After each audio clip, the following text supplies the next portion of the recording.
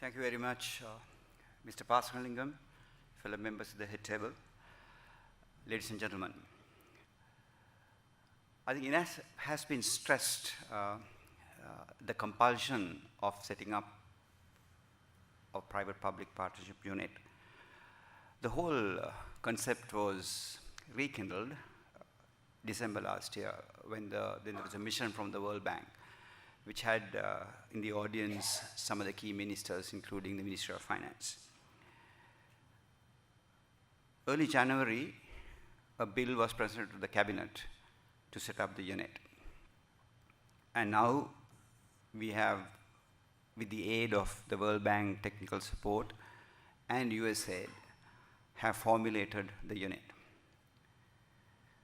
Over the last 70 years since independence, we have been funding our development, in particular infrastructure development and social development, through public funding.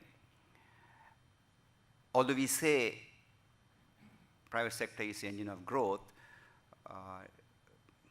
and we say there's a need to have private partnership in the national development efforts, in reality, it's a major paradigm shift.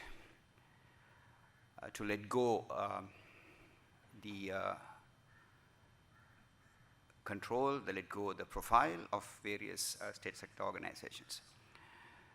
But we need to be clear that the fears of that may be seen are not real, because across the world, the PPP unit has been an enabler, has been a vehicle of facilitation to connect the private sector investment to national objectives. With the leadership of particularly Mr. Pasangalingam, who's been carrying the flag, we have been having individual meetings with the key ministries, key officials, to tell them the way, how it operates and the benefits of it. This afternoon, we are having a meeting with some of the public sector officials, with a person called Cosette Colano, who has been the PPP pioneer in Philippines, sharing experiences as to how the relationship works. Just to give you a brief outline of the structure so that you understand how we operate. Fundamentally, the objective of the PPP unit to ensure that we have a win-win, that the investor is commercial, that he would be looking for return on investment, consistency in policy, predictability and direction. So we need to advocate for that. And as much as there is opportunity, we need to also be very cautious as we tread into this, that we don't hit the pitfalls and have incompleted projects and pillars standing on the face of our land. So we have the first pillar of our unit is project identification, prioritization, and economic evaluation for the government and to the investor. And that's the first call. At this point, we will also look at risk allocations, the legal entities, the stakeholder involvement. Then we'll move into the financials. How do we get the financials working? How do you get it? Because it's a long, drawn-out, lifelong kind of, the life of the project is longer than what you normally expect in trade, in business. So the risks are dynamic because it could change over 30, 40 years of its lifetime. So you need to make sure that you, as far as possible, to foresee these risks. It is also important that the legal framework makes sure that the contract that we sign with the stakeholders covers every possible risk and make sure that it doesn't come back to the government.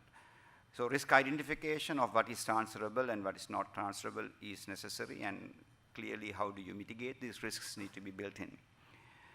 Secondly, some of the things that we have faced is whenever we have a conversation, we have an agreement, and we have ready to go, we come to a roadblock where the proponent is unable to give certification of funding. we also have found in the past in other countries, people do sign up the contract and then go fishing for funding, which puts the whole project to a delayed start. So the message that needs to go out is the government will be very cautious in its approach. We're not going to just jump into all the projects that are available, but rather look at a bit of low-hanging fruits that we can actually convert, because investors need to see the working of the PPP. They need to see how we actually walk the talk. So we are looking at low-hanging fruits like management of state sector, which is a straightforward PPP and an easy PPP. Projects probably less than $50 million, we can roll out faster. But of course, there are a larger number of projects, particularly in the megapolis ministries, which involve probably 100, 200 millions of dollars. Having said that, the government is also open for innovation, particularly in the leisure sector, health sector, agriculture. And the Minister of Finance in his budget has identified 16 projects which we consider to be potential PPPs, and that will be available. So the message out to you is the doors are now open in a very organized manner, and we want to engage the private sector and give them the confidence that there is now a guided set of professionals who are committed to make sure we engage you in a profitable manner for you, for both the government and to the private sector. We are planning to launch formally the PPP unit on the 30th of May. We are discussing with Chamber of Commerce along with the investor conclave. And we are in discussion with Mr. C. Forbes. Hopefully we could close it up to be in this country, and we are trying to get him to endorse Sri Lanka as a destination for investment. So here's what we are planning to do with the PPP initiatives, and it's easy on paper, but takes more effort on action. So let's get together and make it work. Thank you very much.